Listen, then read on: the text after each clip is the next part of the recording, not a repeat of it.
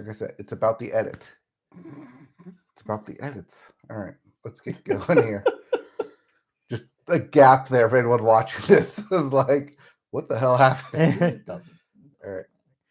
All right. Yeah, it looks good. Hurts. And welcome back to another episode of the Media Boat Podcast, your weekly episodes for news on movies, TV, music, and video games. Not necessarily in that order. My name is Mike. His name is Matt. My name is Matt. His name is Mike. Thank you for joining us for this December the 17th, 2022 edition of the Media Boat Podcast. It is episode 362. It is chilly. We are getting close to winter. It is Christmas vibes up in here. Only 1 week more. So get excited if you're a celebrator of Christmas. Whatever holiday you're celebrating, happy holidays and enjoy your time with friends and family, or just yourself if you're that kind of person. That's fine. Or like a dog or a cat. I don't know. You do you. We're here to podcast, and we have a lot to talk about today. So let's get into it. Yeah, we got a lot of news. We got a lot of thoughts. We have a lot to get into. Yeah. So a lot of partying to do later, so let's get it. Yes, so let's get right into it. And we start these episodes with the music section. Yes. And we start the music section with the Billboard. And we always start the Billboard with the Hot 100. And it's Christmas vibes. Oh, pick it up. Yeah, of course we called it. We do this so much. We know that this is just how it is. The week before Christmas. Exactly. So much so that Taylor Swift is not in the top 5. Antihero pushed down to number 6 this week. Ooh, which out means, of top 5. And you know what that means? Her reign is over. Well, one, her reign is over until January. The reign of Mariah is upon us. Yes, because All I Want for Christmas Is You by Mariah Carey, your number one song being sung in karaoke bars all around. Oh, yeah. It's happening right now as we speak. Rocking around those Christmas trees. Should they be in a karaoke bar right now? Probably not, but it's happening. Speaking of rocking around those Christmas trees, Rocking Around the Christmas Tree by Brenda Lee is your number 2 song. Indeed. Just rocking away there. Rocking away. Speaking of rocking, Jingle Bell Rock will be your number 3 song by Bobby Helms. It's just a holly time to have that song there. Well, yeah, I know. In fact, at number 4 is A Holly Jolly Christmas by Burl Ives. Yes. Just creeping up in there. But surprisingly, your number 5 is not a Christmas song, at least not to my knowledge. No, because number 5 is Creepin'. Not by Eric Church, though. No. This is Creepin' by Metro Boomin, The Weeknd, and 21 Savage. All 3 of them. And you know it's all 3 of them because there's no featured credit here. It's just all 3 of them. Yep, just straight up all 3 of them. Zero features. Hey, whatsoever. If Metro don't like you, well, you know. Anyway. No, that's the wrong Metro. No, it's the same Metro. Is it the same Metro? Future does that like little thing at the beginning of Metro Boomin songs where it's like, if Metro don't like you, I'm gonna shoot you or something like that. Oh no, I'm thinking Metro Station. Oh, you're thinking of Shake, Shake, Shake It. Yes. Metro Station song. That's different. Yes. Metro Boomin is not Metro Station. No, those are completely different things. Anyways, as for your albums chart, your Billboard 200, yeah. At number 1, Heroes and Villains combined by Metro Boomin. Yeah, this means that Midnight's dethroned for number 1. Yep, because number 2 is Midnight's by Taylor Swift. Coming in at 3, Her Loss by Drake and 21 Savage. Coming in at 4, Un Verano Sin Ti by Bad Bunny. And rounding out your top 5 and your only Christmas album in the top 5, Michael Bublé's Christmas. So yeah, everything just moved down a spot for Metro Boomin to come in at number 1. Yes, including Pentatonics. Yes, including Pentatonics, which has not showed up yet this year. We'll see. Yes. We'll see next week. They're always somewhere around there. They're always creeping. If you didn't like any of those albums, well, we have new releases. New release. Well, we have new release. As its Season, Winter by Weezer. So I believe this is the 3rd in a planned series of 4 seasonal albums by Weezer. That's the only thing I know about this. The other thing is that this is a Wednesday release, not a Friday release, I imagine, because of the holiday.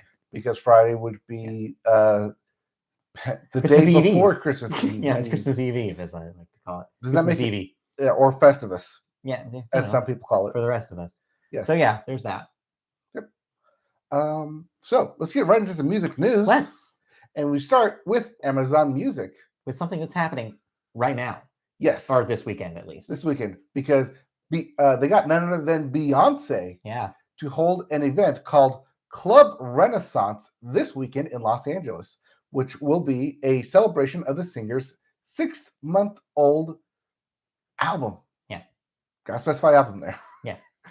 Details were scarce at the time of this article's publication, although the fine print does say that Beyonce's company, Parkwood, quote, invites you to experience Renaissance in spatial audio.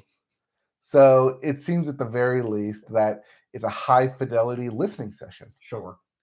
On Friday afternoon, fans received alerts for a website called Club Renaissance, but tickets were apparently gone within minutes.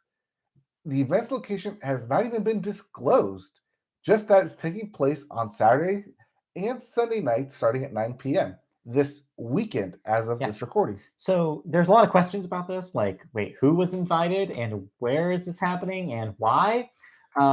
One thing to note here is that unlike the two albums that preceded it, Renaissance has no plans right now, or at least Beyonce has not said anything about a visual accompaniment to the album. Both the self-titled and Lemonade, of course, had album-length visual, like music video compilation things, short films essentially that came out around the time of its release. So is Black is King, the other one. So did Black is King, or Black is King. And so, yeah, it's interesting that there's not really an equivalent here, unless this is the seeds of that. Perhaps these will be filmed and maybe be part of some sort of visual representation of Renaissance. Who can say? Or maybe she's doing this in lieu of a film. Maybe instead she felt like, no, after 2 years of lockdown, maybe we need a communal experience to experience Renaissance in person. And we're sure this is Beyonce doing it, right? Not just someone like with Beyonce name and Amazon Music. That's the thing, is you skipped over the Amazon Music sponsorship here, which when you read the story, that implies that this is official. And yeah, Amazon Music, of course, just like Apple Music, has a spatial audio option in their service. So it makes sense that they would want to promote the fact that they probably put a lot of work into the spatial audio version of Renaissance. Yeah, but you would also think they would have a venue set by this point. They do. It's just that we don't know about it because we weren't one of the fans invited. Oh, so they don't put the venue on there. So that's what I'm thinking. People is that don't. The number of people were so limited that only they know where it is, and they probably had to sign an NDA to not tell the press where it was, because otherwise, imagine how many people would be rolling up to that joint trying to get in. That's why it's going to be at the Griffith Observatory, and they will have people down at the bottom at the gates. No, it's going to be something smaller. I imagine this is a more intimate thing, especially considering that this the Griffith Observatory is an intimate thing. Adele did something similar last year. Well, I don't know. Regardless, it's an interesting move for Beyonce, but honestly, it's a slow music week, so this is one of the only stories I could find. Well, the other one being yes. U.S. legislation against TikTok. This is a wait-and-see story, is what I will say. So we knew that U.S. Congress, was looking into TikTok and whether or not they should allow it in phones in the U.S. due to its relationship with China. Yes. So there's now legislation effort led by GOP Senator Marco Rubio to ban TikTok in the U.S. In announcing legislation, Rubio's press... Baja Grill. Sorry. Yes, the Baja Grill himself cited the, quote, risk of TikTok being used to spy on Americans by the Chinese communist regime. And when you say it as the Chinese communist regime and not the People's Republic of China, you're sending a message there. You are. TikTok, which boasts more than 1 billion users for its short-form video entertainment app, has been a political football. I love that term. I know. Since its inception, because it's owned and controlled by Chinese internet giant ByteDance. Quote, this isn't about creative videos. This is about an app that is collecting data of tens of millions of American children and adults every day, as compared to an American company that is collecting data on tens and millions of Americans, children, and adults every day. We know, quote, continues, we know it's used to manipulate feeds and influence elections. We know it answers to the People's Republic of China. There's no more time to waste on meaningless negotiations with the CCP puppet company. It is time to ban Beijing-controlled TikTok for good. So, a couple of things to unpack about the story.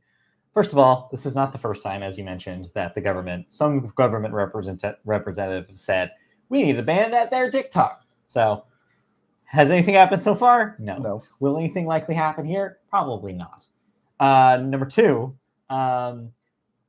a good question when I talked to a friend of the show, Christy, about this, a good question to bring up is like, wait a minute, how come he's not concerned about all the American companies that are stealing all our data constantly? We know Facebook is. We have proof. Yes, we know Google is. We know Twitter is. Yeah, it's like this is no surprise, really. Right, those are just the face companies. There's also the third-party back-end companies. Yeah. Who manipulate the data and put people into groups and sells that data up. So yes, we understand that there's a difference because it is a country outside of our own that is doing it. In this case, it is also a country that's seen by a lot of political, like a lot of politicians as our rival, and that could be also part of it. Like there's a point, and yes, I guess that there is a potential concern if they are using it to quote influence unquote, it could be effective because a lot of impressionable young people are using TikTok. But honestly, most of what I see on TikTok and most of what most people see on TikTok is stupid videos. Like they're not really gathering much or influencing you much, besides like the occasionally influencing you to buy some sort of pink sludge that doesn't do anything. Right. That's why you go to Instagram to where you can influence other people. And you yourself can be an influencer or influencee. But the other thing I want to say here is that if they end up introduce actual legislation, if this passes and there's a bill that goes to the president's desk, I will say absolutely, this will be the most unpopular thing that the president could ever sign. People love TikTok, especially young voters. Mm-hmm. And I think that there would be a huge uphill battle if all of a sudden there's a ban on everyone's favorite app. You mean great grandpa takes away my app? Pretty much, yeah, that's the vibe. Like honestly, this would be the most unpopular legislation in a long ass time if they choose to do this, because TikTok is incredibly popular and incredibly influential. I don't know. So there's a lot of weird shit about this. And again, slow news week for music. Also, much like what Facebook has said to Congress, they don't curate what you see. Right. You curate yourself based on what you click. It's an algorithm. But so if Marco Rubio is looking up manipulating the feeds and influencing elections, what does that say about what he's looking up? I don't know. I think this is all theoretical because I don't think Marco Rubio has watched TikTok in his life. Moving on, though. Did you listen to anything? No, I'm just kind of making playlists right now to like car playlists for when I'm driving at this point. Nothing really new coming out. So all right, that's it. So let's get into video games. Oh, I didn't do the new releases. I skipped the new releases this week. I don't think there's anything that important coming out. I think we're largely done with December releases. Yes, because video games upcoming this week means that it will be releasing on the 23rd, which is the day before Christmas, which is not happening. So we'll just skip it for this week. If there is something of note and you're mad that we didn't bring it up, hey, email us at mediaboatpodcast.com. Or wait, no, at gmail.com. Yes, at gmail.com. Yes, that's the address. mediaboatpodcast@gmail.com is that email address. Yes, just let us know if there's something we missed. But honestly, I don't think we're missing much this week. I don't think so either. All right. So what we do have is video game bits. The bits. The bits. Yum, yum, yum. Give them to me. Yes. And we start with multiple veteran Criterion devs exiting the studio following Need for Speed Unbound. So this is an interesting story that broke actually recently. This was like last night. So Need for Speed Unbound was just unceremoniously dumped by EA in the last couple of weeks. Mm-hmm. Nobody knew it was really coming out. There was no hype about it, no marketing. And surprisingly, it's gotten pretty good reviews. People who like racing games say it's the best Need for Speed in a long time. So why did EA choose to just dump it? Well, turns out that this might be some explanation, or at least a reaction to EA's treatment of the game. The game was developed by Criterion, a studio that used to make the Burnout games prior to being purchased by EA and kind of been saddled with Need for Speed projects ever since. And multiple veterans of Criterion who have been there for decades are getting out. And I'm wondering how much of it is reaction to, hey, our publisher has no faith in us. Like our publisher basically just dumped our game. We're gonna go. This is the time where the good's good. Let's get out. We've finished a project. Let's go and figure out what else we want to do instead of staying here and just being EA's like Need for Speed machine. I think it's the perfect time. So I don't blame them. Form your own studio. Yeah, potentially make a spiritual successor to Burnout and make it the game that we've been waiting for. How about that? Instead of just another Need for Speed game. That being said, like I said, Unbound getting pretty good feedback. And so, yeah, I'm glad that there's a good Need for Speed again. Speaking of things that got good feedback, Horizon Forbidden West. While it was announced the previous week that they would have a DLC, Burning Shores, Guerilla Games has now come out and confirmed that it is working on a Horizon online co-op game. This is potentially really exciting. I think that any spinoff in the Horizon world is a cool idea. I like the idea of exploring what kind of other things are happening outside of Aloy in this universe. I think they're already doing that with the VR game, and for another project to kind of delve into this and be an online co-op thing is potentially really cool. That being said, what kind of online co-op do you think this is? Do you think this is a narrative style like the adventure, where it's just a co-op version of like the existing Horizon games, or is this like a Left 4 Dead, like a PvE kind of thing? I see it more as a PvE because you all can't be Aloy. No, this will be different characters, I assume. Yes. So if they want to set it in the New Worlds, in the Forbidden West area, have it to be where you are a person from a tribe from the first one, Zero Dawn, who goes into the Forbidden West upon hearing that Aloy has successfully journeyed through, and then you go on the quest with your team to find Aloy. Maybe. I mean, although when you get to the game, you find that she's no longer here. She's left for the Burning Shores, and that goes to DLC. Maybe. And then, but the whole time you're interacting with all the other people that Aloy attracted, be like, yeah, I know Aloy. She went this way. I trained her to do this. Right. Would you also like to train to do that? I mean, yeah, they could go in a more narrative direction than that, or they could just completely eschew narrative altogether. And they already have the setup of like the training camp kind of battle arena stuff, right? Yeah. You could just make a co-op version of that and make it kind of like more like in universe, but not necessarily narrative reliant. Just like a fun little multiplayer thing you could do. Like, we're just gonna stick all these monsters on you and see how you guys do, kind of thing. But then that's more like battle arena then. Yeah, I don't know what they do, honestly, though. I think it's a good idea. I think like I said, there's a lot of cool stuff you can do in that universe, and I'm excited to see what co-op adventures they set you on. But if you do co-op and you do more than just 2 people, expand to 4 online, you gotta do raids.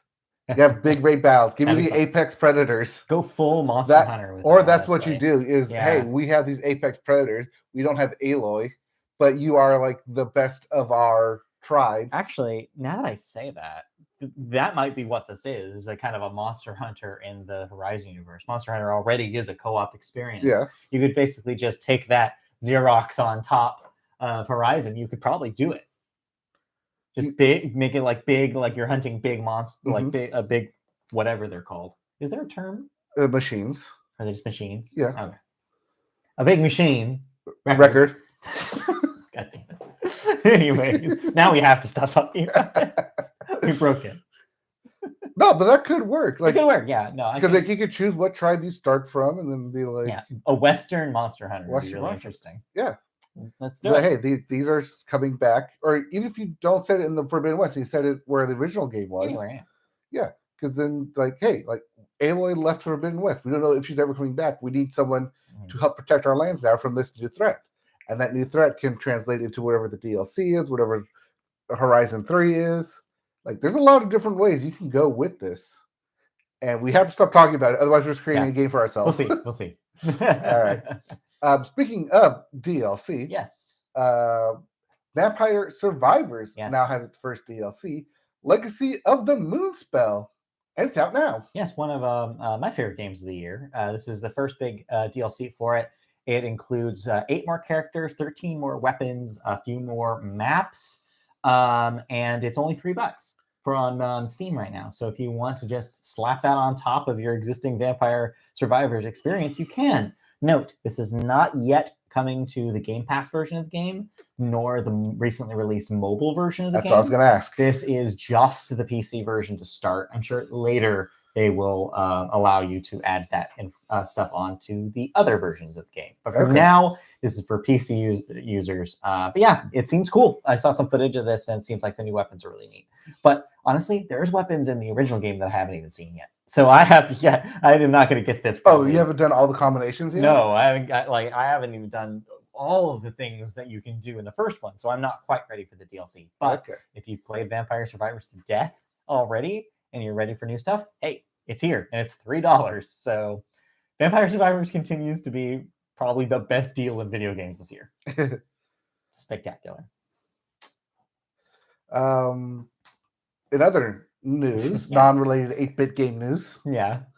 Kojima Productions and Kojima himself have confirmed that they are working on a Death Stranding movie, as well as Death Stranding 2. Yeah, this follows pending. On the heels of announcing Death Stranding 2, or DS2, as they refer to it on the stage at the Video Game Awards. Yeah, they did. And it looks like they're going to be a movie. So the question here is, there's a lot of celebrities that are already in Death Stranding. Do you just cast Norman Reedus? Do you just cast everybody? And you could. You could. I think you could.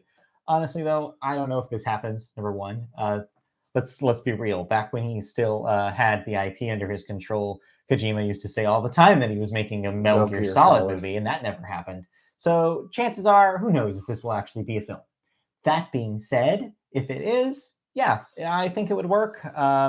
That game is very story heavy, so I could see it working. It'll be a weird ass movie, but it could be a movie. The movie's in the works, meaning that there's a roughly script outline, but nothing is put pen to paper yet. They pitched a story, and that's all of the story. And they said yes. Maybe they not said anymore. yes if you can present us a script by the end of the year. Yeah, so we'll see. That's end of next year. It's another asterisk. We'll see on that one. Yes. But what's not an asterisk? Yes. What's not an asterisk is, you don't have it on here. What? Is that a TV show got confirmed and picked up? Oh, yes. The God of War series for Amazon. I did see that story. I skipped it because we already talked about it. But what I didn't realize is that now basically the news is that Amazon is making it. Yes, Amazon is officially making it. There will be a God of War series. All right. Yep. So do you think Christopher Judge? Yeah, I don't think he does it. No. I think they get somebody else. I don't know who, though. You don't know who? Who did we cast? Oh, yeah, we were casting the Gears of War movie last week. I don't know. Let's cast God of War. God of War. You have a rough. Who's Kratos? Well, because you gotta go Greek mythology here. You don't go immediately with the new one. A shaved Jason Momoa. Do you shave Jason Momoa?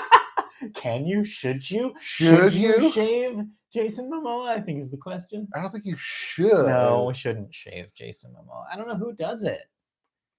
That's a tough role to cast. It is. I'm trying to go away from any WWE wrestler. Yeah, that's the tricky part, right?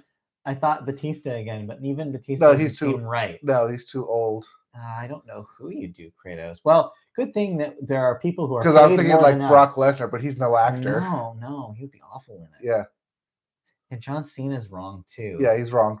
I don't know. I'm trying to think of bald guys.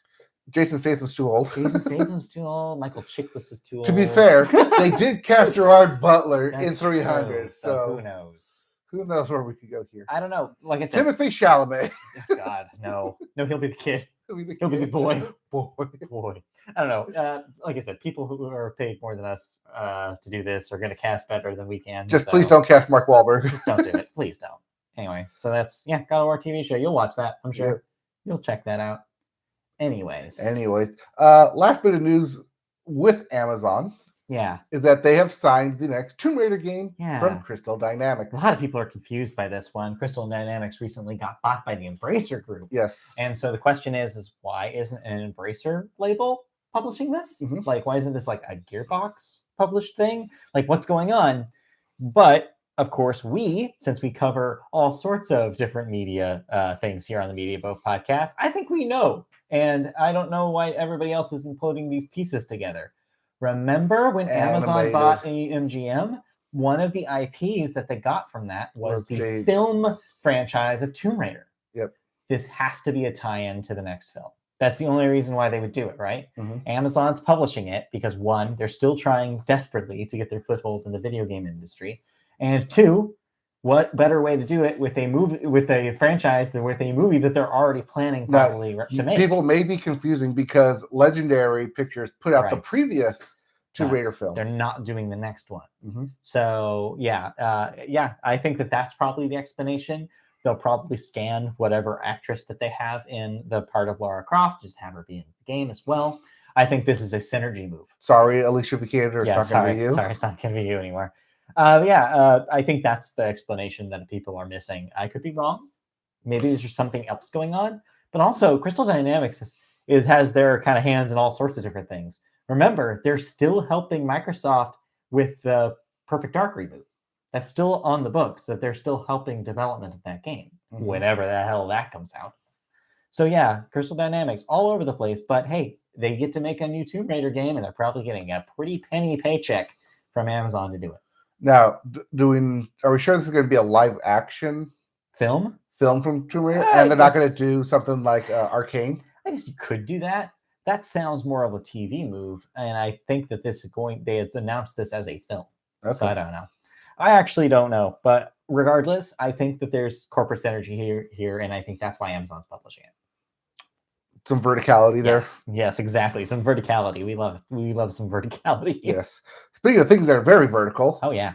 Sony and Marvel ownership of Spider-Man. Oh yeah. As Sony has confirmed that Spider-Man 2 will be releasing in the fall 2023 window. Yes. And you know what that means. Yes. Game of the year. No. No. I know I'll get for my birthday. So yeah, this is of course the sequel to the PlayStation 4 Spider-Man game. Yes. And I guess also by extension the Miles Morales game. Yes, this will of course have both the Peter Parker and Miles Morales Spider-Man alongside each other. No confirmation on whether there will be co-op involved. But yeah, and this finally getting a release window of next fall is exciting. People like that first game. So, I don't know if you do co-op, but I could see intersecting storylines where you play 1-on-1. Yeah, absolutely. They already kind of toyed around with that in Miles Morales. So yeah. Well, they also kind of toyed around with that in the original Spider-Man game. Where you played as Mary Jane. Yeah, for those sneak around missions. Yeah, it could be cool. I'm looking forward to seeing what they do with a Spider-Man 2. And traditionally, things named Spider-Man 2 are pretty good. So, hey, they got that working for them. I wonder if that will be the name of that game or whether they will put a subtitle on it. Video games, what I know about video games say, no, they'll put a subtitle on it. Probably. Yeah. And then that will be for the PlayStation, probably. Yes. Until PC. Because Insomniac is a Sony-owned studio. It will be a PlayStation exclusive. Until the PC eventually gets released. Yeah, until the PC version. So, good news about PlayStation, though, that if you are a new or lapsed, if you have a new or lapsed PS Plus membership, you actually save $30 off your subscription. Yeah. But only for a limited time. So this is, I guess, a kind of a last-ditch effort, into the year effort for Sony to try to get those subscription numbers that we had reported a few weeks ago that were lacking, according to Sony, back up. And so, yeah, if you haven't had a PlayStation Plus membership, or if you turned yours off for a while, this is a nice incentive to save some money.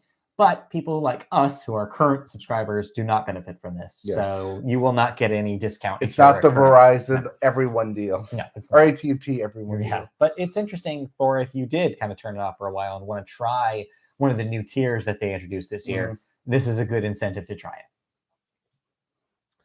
it. But if you didn't going to try it, you're going to do it anyway. Yeah, exactly.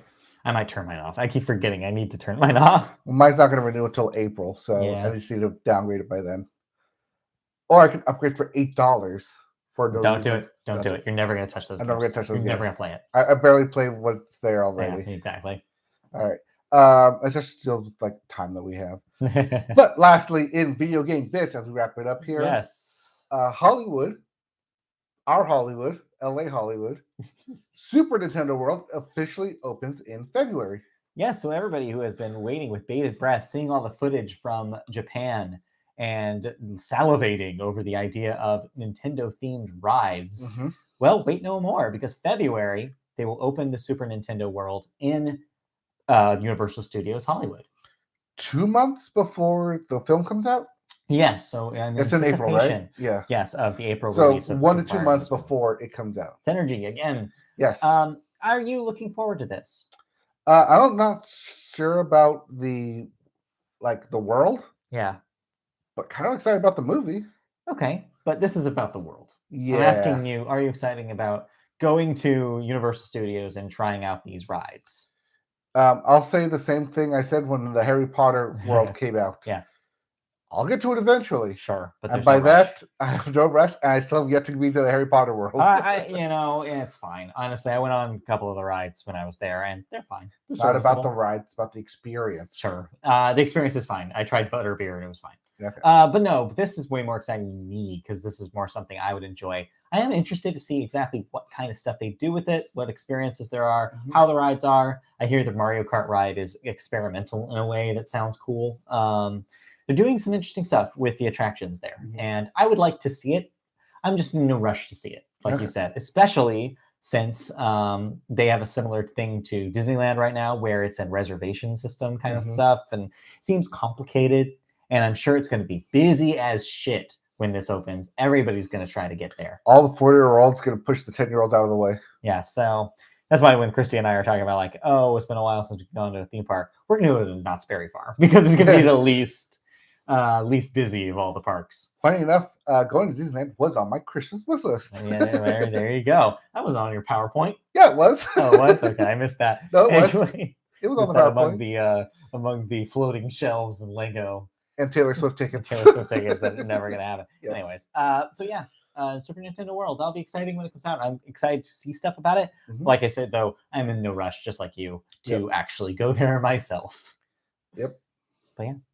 Any other gaming bits? I think that's it for the week in gaming news. Then let's get into some thoughts. Yeah. As we both played a game. We both played a game, a new release from last week. I think you got further than I did. Yeah, but honestly, not that much. I feel like I'm only scratching the surface of it. We played High on Life, which is the Squanch Games shooter. And that is, in case you didn't recognize the sense of humor, that is Justin Roiland's studio. Yes. They made a couple of VR games before, dabbled in game development. This is probably their highest budget effort, I would say. This is their probably most more polished version of it. Yeah, it looks like they put a lot of work and budget into this thing.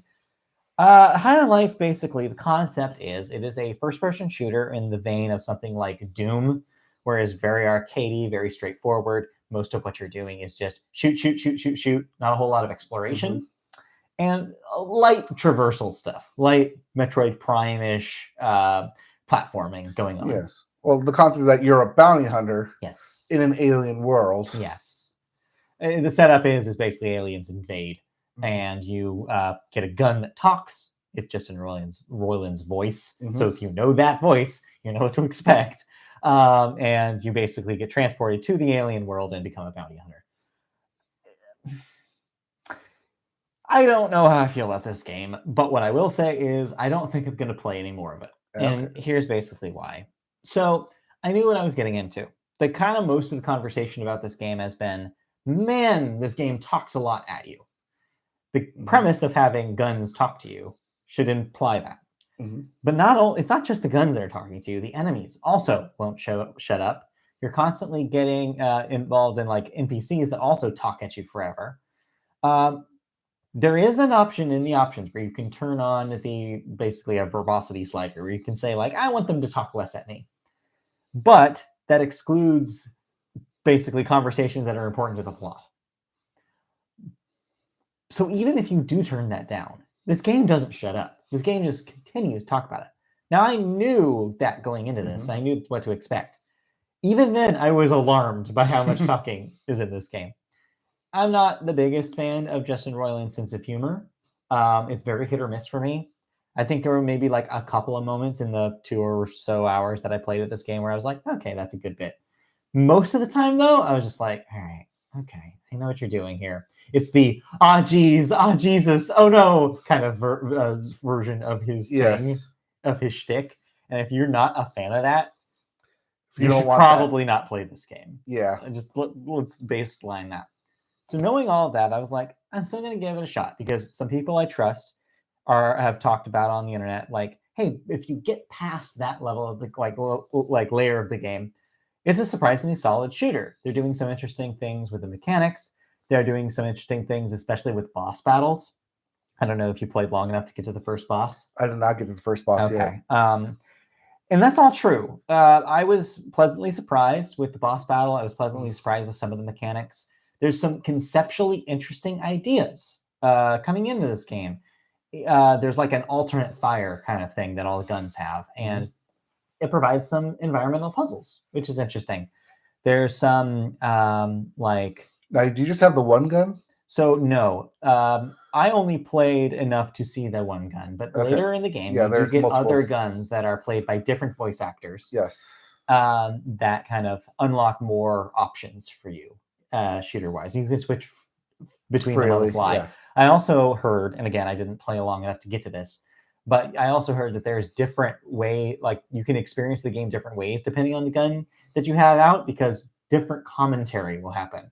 So that could potentially lead to, oh, I want to replay this level with this gun because I didn't hear this dialogue. Again, if you want to hear all the dialogue in the game, which is a big if.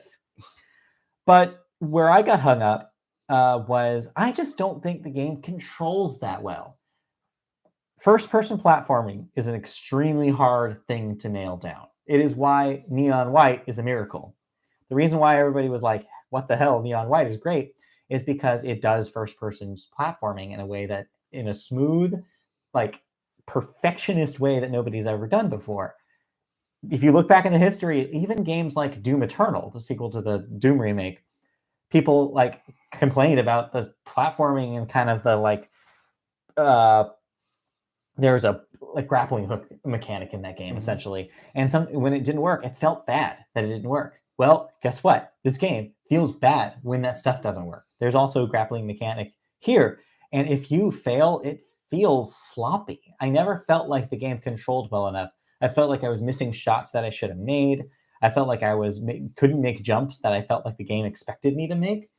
I felt the waypointing was bad. I couldn't really find my way around some of the levels as easy as it wanted to. Also, it does this awful, awful choice where the waypoint is not always there. You have to Horizon style press a button to activate the show me where to go thing, and then it disappears. So you have to kind of hammer on it every once in a while to find it again. I think that's bad design. Like, I just think that's straight up bad design at this point in like gaming development. It didn't feel great to play. So I got to the point where I was dying over and over again on this platforming puzzle and I couldn't figure it out. The game characters were yelling at me constantly. And I was had this moment where I was like, oh yeah, I don't have to play this anymore. I can actively choose. I just kept thinking like, oh, when I want to get to the point where it gets interesting, I want to get to the point where I get different guns and there's an interplay and there's like different mechanics I can discover, but I didn't want to. I just got to the point where I was like, I just don't like how this feels. So am I going to like how it feels when I get a new gun? Probably not. So yeah, that's kind of my experience with High on Life. I'd like to stick around to find out if it can do, but honestly, where I'm at, it's just like, I feel like I am not enjoying it well enough to want to find out. So you played a little less than I did. I played a little less than you. That's just because my little laptop over there. Yeah, I bet it was... I'm in some trouble with it. Yeah, set all in low parameters. So it's not the most highest graphic fidelity game I've ever played, but I could understand that if you don't have a graphics card proper enough, that maybe it will be a little chuggy. Yeah, it was definitely chugging on it, and then because it was like kind of delayed my inputs because it was kept Nas talking. It was like, okay, like go this way or don't. You know, I'm just a gun. Oh, just let them just do your own thing then, I guess. But you should definitely go over there and do that. I think, what I discovered about this is I have a line for the Justin Roiland bit, and that game crossed it. Yeah. And I just, it's not for me. But I think there's potential in the idea, and that maybe if I had a higher tolerance for that style, maybe I'd be okay, which is why I was interested to see your point of view, because you've watched a hell of a lot more Rick and Morty than I have. Yeah. Don't need to talk about it, but yeah, the current season just ended. Yeah. Very Rick and Morty style. But yeah, it is a lot of Justin Roiland. You know, like I said, I was hoping to see if you got a different gun No, that I you'd want want to switch. But again. yeah, I wanted to. It's just that you spend way longer time with that first gun than I thought you did. Yeah. And so I thought by like hour 2 I would be already moved on. And Right. no, I still haven't gotten another gun. I got a knife. And I don't know what celebrity is voicing that, but it's equally as annoying. Okay. The knife's whole bit is like just constantly talking about wanting to basically stab people. Yeah. It's like, this is funny the first time, but it's not funny the 16th time. It's like, I don't know, whatever. Anyway, I was also having some trouble with the shooting because Yeah. I don't know if it was my graphics or just whatever, but I couldn't find a reticle. the reticle is very small. And even, like I said, even if you see it, I think that there was just some moments where the game was not communicating very well when shots were like, I think the enemies do flash red when you hit them, but it's such a quick animation. I could barely tell when it was connecting. So Yeah, I was actually trying to like spend like half an hour like in the settings trying to like can I have like an always reticle on? Can I always like have a HUD on? It should be there by default. Yeah. Maybe it was just it was like the resolution maybe that you had. And then was not high maybe, enough. but even when I got to the bounty hunter suit, I just got like bombarded with like all these like pop-up ads. The pop-up ad thing is a dumb joke that goes on too long. Yes, but because like I could barely like move at a functional rate, Yes, the pop-up ads kept coming to where I just had this tiny window. I was like, okay, where the hell am I supposed to go? So I guess what we're saying is that I guess that there are people out there that saying that there's good stuff to get to in this game. I just don't think we played enough to get there. Yes. And I just don't have the push or the feeling that I want to find out. So maybe I'll just skip it. Maybe this is just not something that I will find out. And maybe if you're not sold by that, hey, check it out. Like, it's on Game Pass, so if you have Game Pass, try it out. This is a perfect Game Pass game because it's very try it to see if you'd like it kind of vibe. Some people are having fun with it, and I say, hey, good for them. Maybe there is something in there because I like the concept. I just think the execution just wasn't quite to my liking. So that's High on Life. It's out. It's out. It's there. Yeah, it depends how much talking you like because I would definitely not play this game around my doctor because they would not shut the hell up. No. This would be terrifying. Like, this would be a terrible game to play with somebody else in the room. Yes. Because they would just be like, oh my God. So yeah. Anyways, that's not the only shooter you played. No, I mentioned this, I think briefly off pod, but yes, I did it. I was convinced enough by the internet to finally give it a shot. I did the thing that I probably said at some point on this podcast that I would never do, or it probably said I didn't have any reason to do it. I played Fortnite. Yeah. Like on purpose. Yeah, on purpose. Fortnite. But there's a reason, trust me. This is relevant, and this is why I'm talking about it, is because Fortnite just actually had a huge update, like a huge refresh for their Chapter 4 event. So how they do Fortnite, essentially... No longer seasons. Well, no, there are seasons within chapters. So basically, whenever they do a full reboot, essentially, of the Fortnite world, introduce a new map, introduce new mechanics, rebalance weapons, they'll call it a new chapter. So this is the newest chapter in Fortnite, Chapter 4. And they actually made a huge change. There's a huge new map that is now the default Battle Royale map. This follows their introduce of Zero Build Mode, which was the big thing from a few months ago, which is basically a version of Fortnite where you don't have to worry about building. So it just becomes a regular Battle Royale. Okay. Honestly, that's one of the only reasons why I'm playing this, because I do not want to have to learn build mode. Right. And number two, it is now running on Unreal Engine 5. That's the big sell here. And that's what I wanted to check out. Because, I don't know if you know this, there's still not a retail game out running on Unreal Engine 5, except for Fortnite. Fortnite is the first one. And, of course, Epic Games makes the engine and also Fortnite. So, of course, they would try to kind of Trojan horse it in. Now, I want to note, it's not technically the first release. When we talked about that Matrix demo last year. Yeah. That was running on Unreal Engine 5, and that was kind of the first tech demo. This is 5.1, technically, so they've done some work even since then. And I have to say, even for a game as simple as Fortnite, it looks spectacular. Some of the lighting design they're doing I played it on a Series X, But from what I understand, there's even like ray tracing stuff on the PC version of this, and you can get really granular. But yeah, it runs beautifully. It runs at 60 frames. It looks great, and there's never like one of the things it has is like this like technology that's supposed to prevent pop-up from ever happening, and it works. It's a huge map, and I never felt like there was any graphical pop-up. So this is exceptionally interesting, coming off of Pokemon Scarlet and Violet, which is nothing but graphical pop-up and terrible frame rate. So going to a game like this that just runs and just seamlessly and looks great, it was kind of cool. And then as for Fortnite itself, I think I like it. I think it's fun. I get it. I get why people like Fortnite. Yes, you could make an argument that the way they design Fortnite is a carrot on the stick, kind of you're constantly chasing that high kind of thing. And yes, you're right.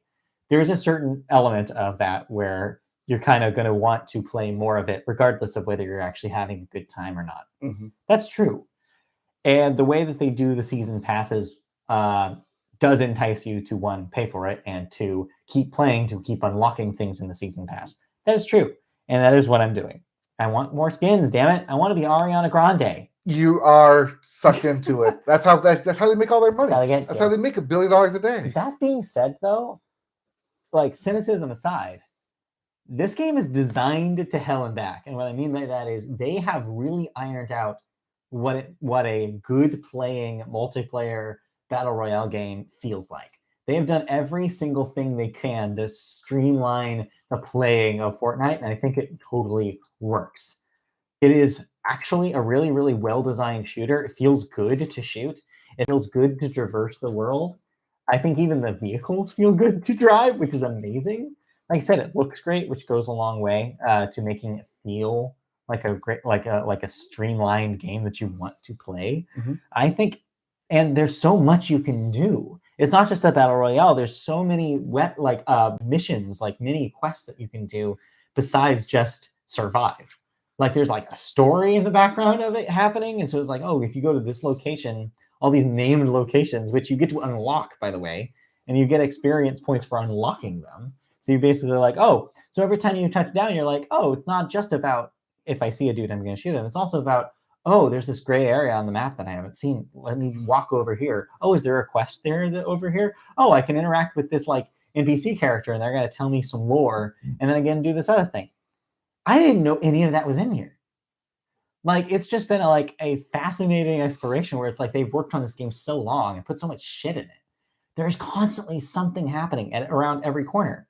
Now, is this just because you haven't gone through chapters 1 through 3? I think there's an element of that. Hey, like they added this in chapter 2. I'm just now getting around to it. I imagine that, yes, if you're an OG person who's played Fortnite for years, this is probably not news to you. And I realize that. And it is more interesting to me because I am finding out all of this for the first time. That being said, though, it's one of the reasons why I think people like it so much is because I think there is a version of this kind of game design where you play once, you lose, and you're like, why would I ever play this again? But the fact that they incentivize every little thing, it keeps you going. It is that carrot and the stick. It reminds me of the first time I played Call of Duty Modern Warfare back in 2007. The idea is, oh, even if I lose, I'm still leveling up and I'm still unlocking weapons and still getting attachments. That is exactly the same feeling that I'm getting from playing Fortnite right now, which is, oh, the more I play, there's an incentive for me to keep playing even if I'm losing a lot. But if you don't lose, that also feels amazing. And like, it's still that core gameplay loop of trying to survive and getting to that last where the circle is so small and there's only one. Like last night I had a victory royale where I was like waiting for the other dude to stop hiding. He finally came out and I had like an explosive bow and I missed the 2 first shots, but then when I finally got him with the explosive bow and it just felt so good, I was just like, this is why people play this game. Now let me introduce you to Fall Guys, which is the same concept but without guns. Yeah, but it's not a shooter. See, that's the thing, is I think a lot of the fun I'm having from Fortnite is that it is a shooter. And and it's been a while since I played a shooter like this, and it feels really good, even for being a third-person game, which at first I was like, third-person shooters don't usually feel as good. This one, they've really ironed out. And I feel it's that epic DNA. These are the people who made Unreal Tournament, for crying out loud. And that DNA is still in Fortnite, which is, again, not something I anticipated, but you feel it in the way that the weapons work. And that's why Fortnite is your game of the year. No, very funny. Yeah, I mean, I don't love all of it. I think that there's some things about it that I don't really like. I think that some of the I don't love that there isn't a mode that just kind of puts you in a random spot. I don't love every match has to begin with you parachuting in, because that's the most stressful moment, believe it or not, for me, is like, I can't land next to somebody or else I'm going to get murdered immediately. I have to get a gun, because you don't obviously land with a gun already. You have to basically scavenge for everything. But even that is like can be fun, like that like early part of the game where you're just like, I need to prepare myself for anything, get a bunch of shields, get a bunch of like I need to get like this awesome like hammer so that way I can hammer vehicles if a truck comes after me and stuff like that. There's so many moving parts at this point. Anyway, so that's Fortnite. If you haven't played it, it's free, which is the other wild thing about it. You don't have to spend a dime to have the thing that I'm telling you about. And yet you still spent money because I you want the wanted skins. I didn't want to be the default character.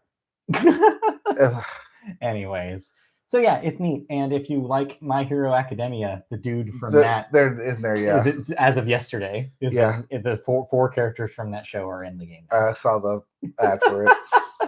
You can unlock, I don't know how to pronounce his name, Deku. I just think of the Deku from Legend of Zelda, so I didn't want to pronounce it wrong. But you Deku tree. Yeah, exactly. You can get, I guess, some right now. There's a mission where you can get his his superpower, where basically like you go up into the air and then you can kind of like real time target a dude and you just go like and kill him immediately. It's like a one hit kill. It feels so good to do. I don't know anything about the anime, but man, that's fun. So yeah, that's out that in Fortnite right now. So it's fun. I'm gonna play more of it. It's really fun. Honestly, I had a moment at work yesterday where I was just in the office thinking like, I have that college feeling again where it's like I just want to go home, like drink a soda and just play it, and just play it. Honestly, if I had friends that wanted to play with me, I would play with friends. Like I've just been doing solos, and it's fun, but it's like I could see it being fun multiplayer. It's been a long ass time since I've had this feeling about a game. It's making me feel nostalgic. All right. I really like it. I think it's a good game. Anyway, that's Fortnite. Old man gets on the train. Yeah, I have a skateboard. When I parachute off of the thing, my parachute's not a parachute anymore. It's a skateboard that has like neon like flames coming out of the back of it. I just skateboard down to the island. It's pretty cool. I also have like a moon I can hang off of and like moonshot down if I wanted. Yeah. You realize someone's listening to this and be like, oh my god, this old guy figured out why it's fun. It's fun. Fortnite's good. I hate to tell you this, but Fortnite is good. Next thing you're telling me, you're on TikTok. I am on TikTok. Hey, sometimes young people are right about things. They're right about TikTok and they're right about Fortnite. Yeah, we were young once. We still are. But Yes. we were also young once as well. All right, anyways, I can stop talking about it now. All right, you sure? Yeah. I think you were on like a 20-minute rant there. I could keep going, but I'm not going to. Yes. Save all your video game talk for end of the year list. We already did. Oh, wait. Yeah, we did. Yeah, listeners do know we already did that. We already did our video game end of the year list. You can listen to that 100% Fortnite free conversation on the podcast feed. Would it have been on your list? No. Okay. No, it wouldn't have been. All right, so let's not talk about that. Let's move on to television. Yes. That's when I talk. Television is our next section. First, we start, of course, always with Sports Corner. And we have our World Cup update. It's not over yet, but Croatia won third place spot against Morocco. That was this morning. And tomorrow, of course, we have the big Argentina versus France. Will France win and potentially win the World Cup? Or will Argentina upset them? I am rooting for commercials. Wait, no, this isn't Super Bowl. Argentina, I guess, maybe. Yeah, it would be cool to see an upset there. Yeah.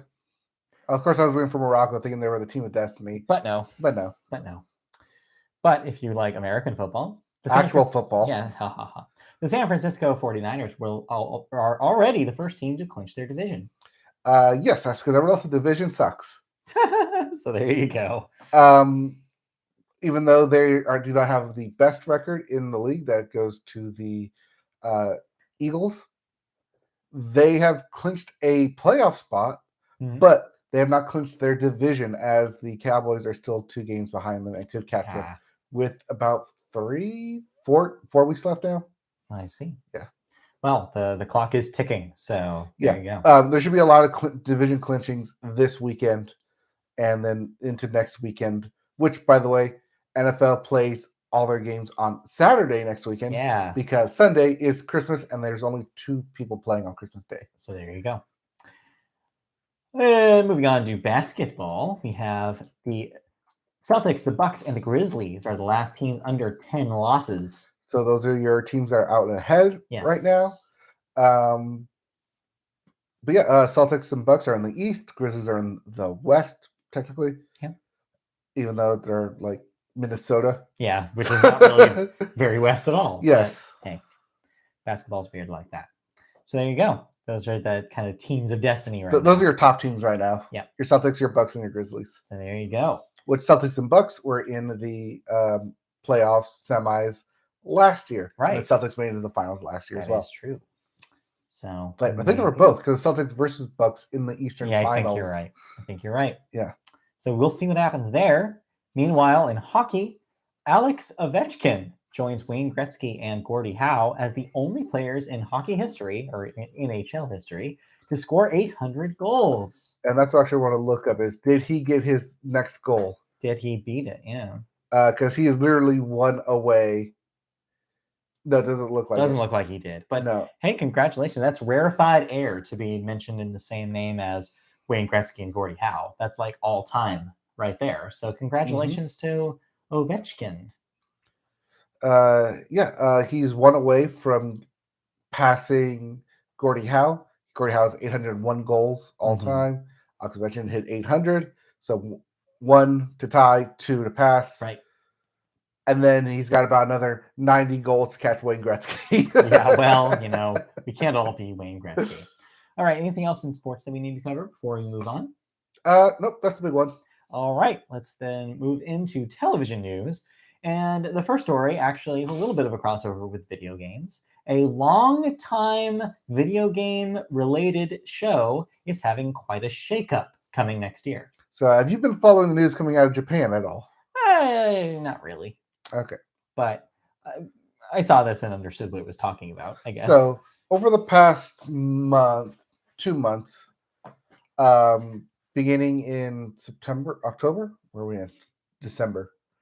Yeah. So like beginning of in September, October, the Pokemon Journey series, which is currently ahead of the US release because they released it in Japan first, and then you have to wait 2 to 3 months for it to be dubbed into English. So as the Pokemon Journey series was coming to an end, I started watching a lot of the sub stuff from Japan just so I could be like up to date on what's coming out. And they were going into the finale of Journeys with the Pokemon Masters tournament. Right. Yes, I knew about this. Yes. And so a lot of the longtime favorite Pokemon Masters who Ash has encountered over the past years. Yeah, 25 years to be specific. Yes. All made like a comeback and return and be like, yeah, I'm your next match. You got to face me. Take me down. Yeah. And he ended up winning for the first time in his career. Third? That's not true. Yeah, technically 3. He won in the Orange Islands. He won in Alola, and then he won this. So, hey, not a great batting average, but hey, if you but don't discount that he also won all the gym battles leading up to it. That's true. Okay, after battling some of them 2 or 3 times. Yes, most of them. Most of them 2 or 3 times. Anyways, so yes, this is all in lead up to the big news that was announced yesterday. So Ash's story will conclude with 11 special episodes next year that will cap off also the current Pokemon Journeys series. These episodes will start rolling out on January 13th in Japan and conclude on March 24th. All of this will make way for a new series starring new protagonists called Liko and Roy, or Rico, likely, when the is what I saw, likely what the translation will be. Yeah. In the Japanese version. Note that we have a female protagonist Mhm. as the lead character for the first time. All of this will make way. Not much is known about these new characters, but they will be accompanied by Pokemon Scarlet and Violet starters Sprigatito, Fuecoco, and Quaxley. And likely this will be a Paldea centered show, at least to start, which is, of course, where Scarlet and Violet take place. Yep. I think this is a great idea. I know that the internet reactions have been the opposite. A lot of people are like, ow, my childhood. Oh no, Ash is going to go away. What am I going to do without Ash?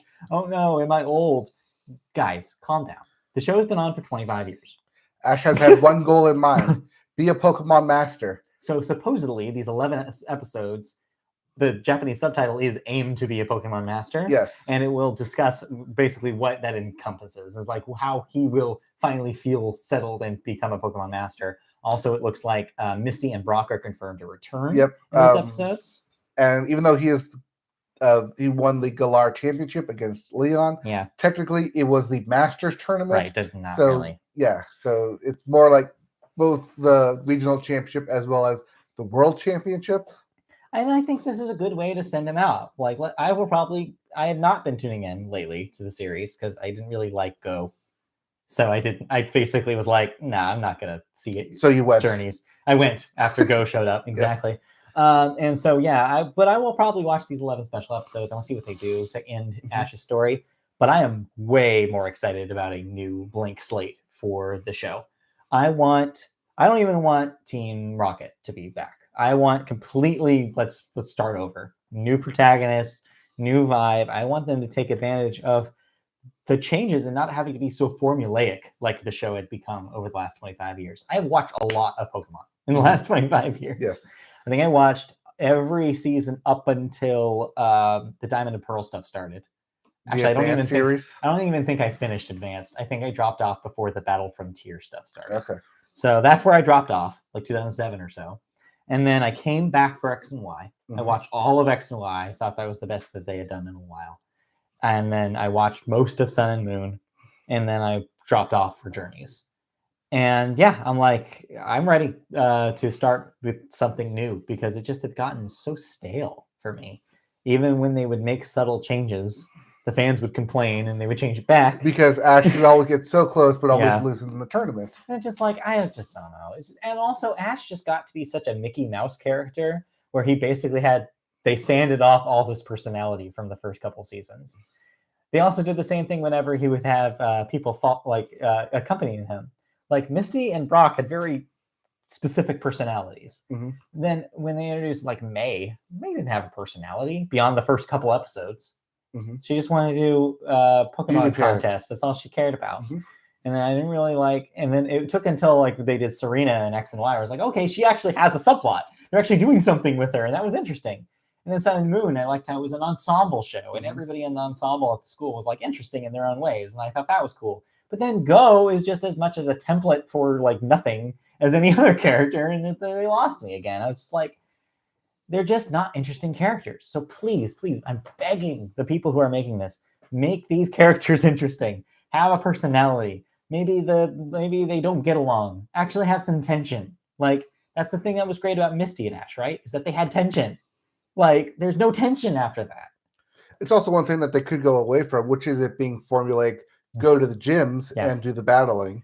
Yeah. Because I capture the strong Pokemon and train them. That's the other thing. There's a lot more that you can do, especially what they did with Scarlet and Violet. Scarlet and Violet is a great template because there's so much story. There's 3 stories. There's 3 different things. You can go into the stuff about Team Star. I think the Team Star stuff is interesting. You could have like episodes that are just about kind of the origins of those characters. You could have stuff about the Titans. You could have Arven, which is an interesting character, and his like relationship with the professor, like parent, depending on the version you play. That's an interesting story. Like, you haven't played the game yet, but trust me, there's a lot they can dig into. Like, and school stuff. There's so much opportunity you can do with the school setting. They already kind of did this with Sun and Moon, but they could even go harder with it here. There's just so many opportunities that Scarlet and Violet offer them. And then on top of that, the rest of the Pokemon world. And so, like, I'm very excited to see them start over. So, you know what? Screw Ash. This is way better. Hey, we'll get his 11 episodes so we can have his 11th birthday. Or 12th birthday. Technically, he had an 11th birthday. Right, yeah, will he grow up? But that's the other question here. There's a lot of theories about, like, well, Will they age him up? Will this be a time jump? There's a lot of questions. Yes. Do the characters in the original universe exist in this new universe? Is this a complete break, or is it happening Will at the same time or later? Will there be any reference to the movies that came out? Right. Will Ash finally wake up from the coma? Going forward, will the movies be set in this new timeline or universe or whatever, or will they keep doing the reset universe that they started in I Choose You? There's a lot of questions. And that's kind of like one of the main things that they really couldn't do again is have Ash go to a new region and then Pikachu immediately get beat up by a level 5 rookie. Again, that's what I'm telling you. This is why it's way more exciting to start with a new character, because you can only do that so many times, and they did it way too many times. Well, they did it 8 times. 9 times? Where are we on? No, they technically didn't, because they didn't do Sword and Shield. Remember, Journeys was a weird way to dodge that, where they were like, we're not really going to Galar. We're going to have a couple episodes in Galar. But it's more around we're not the world. doing a Sword and Shield series. I think that was possibly a reaction to the fact that the story in Sword and Shield was like half-baked and barely existed. But that's another discussion. Anyways, I'm looking forward to this for the first time in a long-ass time, where I'm like, I'm jazzed to watch Pokemon again. So... cool. Like I said, screw Ash. And I can say that I have been watching since day one. So don't say I'm a fake fan. Don't do it. I watched a syndicated run before it was on Kids WB. Take that. Anyways. Yeah, there's some stuff online. Like, wait, someone asked, like, when did it go off of Cartoon Network? And people like to comment, like, it was on somewhere else before Cartoon Network. Dude, yeah. The syndicated run, and then the Kids WB run, and then the Cartoon Network run, and then the Disney XD run. Yes. And then the Netflix run, which is what we're in right now. I imagine this will continue to be on Netflix, although it's unclear. It's unclear, especially with the way Netflix is going. I don't know where it would end up afterwards. I have no idea. Yeah, honestly, at this point, just do a Crunchyroll simulcast. Let's just bring it to the anime like parody to everything else on anime. Which I wouldn't be surprised if they did. Oh, that would be great, because I would honestly be super happy to get a untouched, like, don't do a stupid Walk Off the Earth theme song again. I'm done. Just do like, I want to hear the original. I want to see hear the original themes. I want to do the original. What are the things that before the ads called? In anime, I forget what those, like, splash screen or something. I think because we lose those in the US adaptations. I forget what they're called. Anime nuts, email us and tell us what that is. Yes, I know what you're talking about. Like, there's a name for those. I don't remember what it is. I'm not that big of an anime person. We do have those. They're called Who's That Pokemon? Yeah, exactly. That was what Who's That Pokemon replaced, is the original Japanese version of the same idea. But anyways, sorry, I talked a lot again.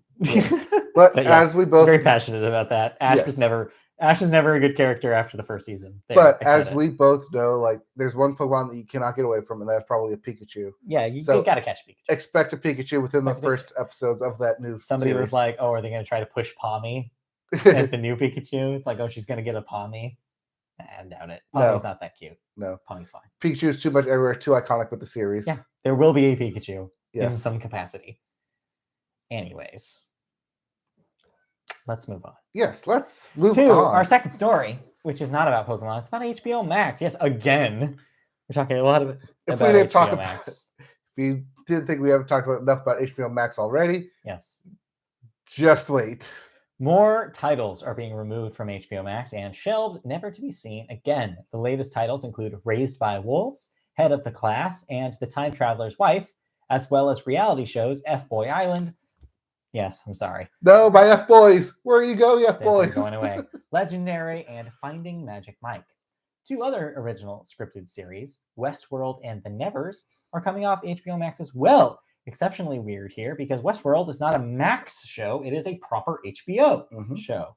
Weird. Meanwhile, the rights to Gordita Chronicles, Love Life, Made for Love, The Garcias, and Minx, which have also all been canceled, are reverting to the producers and studios behind them. Well, that's at least nice. All of this comes as the company revealed it took a bigger write-off content and development than it initially expected. You don't say. In an SEC filing Wednesday, it noted that this has gone up from $2.5 billion to $3.5 billion, with restructuring and impairment charges related to the Warner Media Discovery merger now costing up to $5.3 billion. So instead of making money doing other things, Zaslav is instead just canceling literally everything in sight, taking the tax money from it, and just hoping that he can make the company profitable faster than, I guess, originally planned.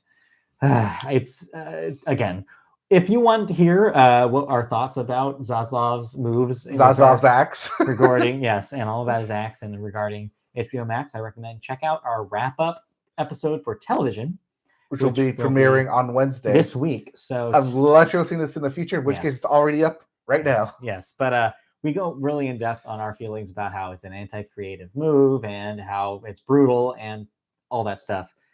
But here, I will say, again, you know how we feel about this. It sucks. I'm glad that at least some of the rights are reverting. So to some of these shows are reverting to the creators so they can shop around to other networks and streaming services to get these shows back on streaming. I hope they do, because it sucks to have your project that you've worked for years on. I saw somebody tweeted, I forget, and they didn't specify what they created, but they were like, I've spent the last 2 years of my life on this show and now it's just gone. Mm-hmm. I can't imagine how my boss feels. They've been trying to make this happen for 10 years. So imagine a decade of your life just wiped off the face of the earth. It makes me kind of question one this move, because does that mean that the IP is still owned by Warner Brothers Discovery? Some of this stuff, yes. But they just are never going to use it. Some of this stuff, no. And that's why they've made it a point, I guess, in the story to point out when that's not the case. Mm-hmm. But yeah, no, you had a lot of people who got their animated shows taken off and saying Warner owned that shit. They can't just go, the creators of Infinity Train can't just go to somewhere else and be like, I want to make more Infinity Train. Mm-hmm. They would have to negotiate with Warner to get those rights back. But can Warner say that we own this IP, even though they have literally nothing to show for it? Yeah, I guess you can, because they can show paperwork that says that they made that deal. They signed that contract. The contract is forever until it expires. Until copyright says you can have it free. Yeah, so it's just that when they signed those contracts, they didn't imagine, one, they didn't know there was going to be a corporate takeover, mm-hmm. and two, even if there was, they didn't imagine something like this would happen. Right. So yeah, it's a unprecedented thing that we're seeing right now. No company has done this. It's brutal. So if you want, just case in point, Raised by Wolves, you can never watch it anywhere. Theoretically, no, unless that contract ends and they're able to do something about it. It sucks. Yeah, but then you can't just come over and be like, hey, Amazon, I want to make Raised by Wolves. No, I don't think you can. Not right now. Can you say Raised by Puppies? Raised by Foxes. Yeah, there we go. It's the spiritual continuation of Raised by Wolves. Yeah, it's even though we're going to start, you have no idea what's happening because you can't watch the previous 3 seasons that took place on HBO Max. Completely, you don't know. You don't know what it is. No one knows. All right. Anyway, so yeah, that's HBO Max. This will continue happening, and it's just not fun to watch. Well, it has been fun to watch, though. Yes. What a segue. Is a couple of stuff on HBO Max. Ironically enough. Until it's no longer on there. Yeah, we'll see, all right? The clock is ticking. Yes. The White Lotus had its finale on Sunday, and I enjoyed season 2 a lot more than by the end than I did season 1. All right. While season 1 was a lot about money and power and power dynamics within couples, season 2 was all about sex and sex exploration and sex being dominated in a foreign country. I see. Lots of sex, lots of sexy stuff. Fun. It's also dealing with a different class of people, while the season 1 kind of dealt with millionaires, multimillionaires. Mm-hmm. Season 2, a bit of an upper echelon of super millionaires and almost into billionaire territory. Kind of similar to what we saw with Ryan Johnson's sequel to Knives Out, Glass Onion, which did something similar. Yes, which that was also millionaires in their own right into up the stakes of asshole billionaires. Yeah. Or sorry, shithead billionaires. Yeah. Yes. So yeah, it's definitely ups the stakes. Definitely ups a lot of the mystery and intrigue.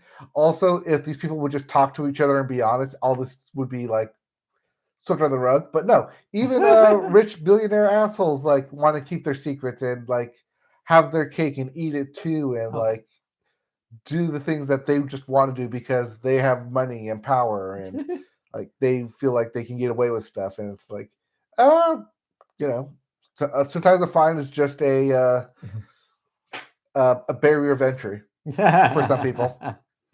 Yeah. Now I understand somebody died. Oh yes, someone died. Mm-hmm. So was it who you thought? No, and that was kind of the good thing about this intrigue is that in the very first episode they set up that someone has died. There's a body floating in the water, in the ocean, and so the whole series you're trying to figure out, well, who died? Who's got either the least connections or the most intent to have them killed? Mm-hmm. And it definitely keeps that open through the whole series, which I do like. It was constantly a switch back and forth, not necessarily red herrings, but definitely more motives, especially as money and power and sex got involved. We're going to give you so much information that you're not going to know exactly what's important and what's not. Yeah. In the end, it's all important for their own personal reasons. Yeah. But a lot of it, like you can like see one way or the other, like tip, like, oh, like that could tip to murdering someone. That could tip to like wanting you to kill someone. Yeah. Yeah. Neat. But super fun. Expect this to be up for the Emmys again. Yeah, absolutely. Jennifer Coolidge, once again, you steal the show. Yes, I mean, that's why you hire her. Yes. That's why you get her. You also watched a more of a special. I did. I also wanted to see if you watched this. I had plans and we did not get to it, but yes. So Disney and ABC put up Beauty and the Beast, a 30th celebration. Yeah. Which obviously, if you know anything about Beauty and the Beast, missed that 30th celebration mark by a couple years. Yeah, by a year. It was a 91 movie. But yeah, they're more or less accurate. Yeah. So, as they say, a 30th celebration, I don't think it's necessarily for the movie, but more so for the stage play. Yes, because I believe that did premiere in 92. So yeah, so it'll be a 30th celebration for the stage play, which takes place from the movie. But they seem to roll in the movie here as well. Oh, they do this really interesting thing that I think only Disney could try to get away with. Yeah. One, because they own it. Two, because they have the actual history and archival footage of it. Yeah. Which is that they combine elements from the animated film, elements from the drawings, from the pre-renders of it, as well as from the stage play into it. That's cool. The opening shot of Belle is a one take with her, who plays Belle. Her, the singer, songwriter, actress. Plays Belle. You can't think of her name. No, it's her. Oh, her. I didn't know it was her. Yeah, it's her. Oh, it's her. Yeah, H-E-R. Yeah. H-E-R-R, her. Not double R. Oh, okay. Her. Yeah. Who? Her. Her plays Belle. Her? Yeah. She plays Belle. Anyways, yeah. It opens with a really great, long take that transitions from the lot of Disney's animation studios where Beauty and the Beast was drawn. Shows a lot of the original sketches. Well, of it. Some of it. Most of it. Was conceived. Yeah. Most of it. And then transitions in this one take from the lot, from that lot to an actual stage lot where the rest and most of the musical acts are performed in front of a live audience. Nice. For this. And when it's not doing a live audience, it transitions into a lot of that animatics, a lot of the actual animation from the original Beauty and the Beast. It's just really weird and interesting combination of both the animated film and the live action, as well as the different actors that they have playing in it. There's a bunch of new one-off jokes in there, but I think they do that anyways for the stage play productions of knockoff joke here, knockoff joke there. Josh Groban is the Beast, because if you want a deep voice, you get Josh Groban. Yeah, absolutely. But that is kind of the weirdest thing, is that because you can't have the actual animated version of the Beast, when they transition from the animated version of the Beast to the live action version, it's that's a really strange take there. But like I said, they're trying to combine elements from the stage play. Right. It's really interesting what they do. It's really unique. Very fascinating, especially you as a fan of Beauty and the Beast. Yeah. would really like this. No, I'm looking forward to watching it. They did something similar with the Little Mermaid a couple years back. With Halle Bailey? No, before that. No, before that. Halle Bailey's the thing coming out. They basically had like some live action performers in front of basically footage of the film. Right. So this is taking that concept that you're right, adding another layer to it. It's definitely ratcheting it up, adding more layers to it. Yeah, I'll check this out. It seems like a fun time. I like Beauty and the Beast a lot. Mm-hmm. Nice celebration. Commemorating 30 years. Man, makes me feel old. Well, it's not Ash Ketchum or 25 made you feel old. I mean, yeah. Well, what are you going to do? All right. Anyways, let's move on. While that was live this past weekend, taped to live, it's available on Disney Plus and Hulu. And Hulu. Yes. So you can check it out there. But in the meantime, that's all our thoughts for the week. So let's move on to cancellations and renewals. What am I no longer watching? Apple TV Plus is bringing back Fraggle Rock back to the Rock for a second season. But here are the HBO Max cuts we talked about. Minx canceled after 1 season. Love Life canceled after 2 seasons. The Nevers canceled after 1 season. Sort of, though, renewed for a 3rd season. So what was? Sort of. Really? Yeah, Sort of. Okay. Anyways. Dangerous Liaisons, the series, canceled after 1 season on Starz. Too dangerous, I guess. Sanditon, or as Christy calls it, Sandition, will have its 3rd and final season. Wait, is it not Sandition? No, it's Sanditon. No, it's Sandition. No, it's Sanditon. The hell? Yeah, we watched a little bit of season 1, and it's Sanditon. I thought it was Sandition. It's based off an unfinished what's her name novel, the Pride and Prejudice author. Jane Eyre? No. That's a book. It's a different book by somebody else. By Jane Austen. Jane Austen, thank you. An unfinished Jane Austen novel. Sanditon, not Sandition. Okay. Step Up, the series, canceled after 3 seasons on Starz. That was also previously a YouTube TV series. Oh, Warrior Nun. It's canceled after 2 seasons on Netflix. Yes. Lego Masters will get a 4th season on Fox. It will also get a specific holiday season as well. Yeah, sure. Why not?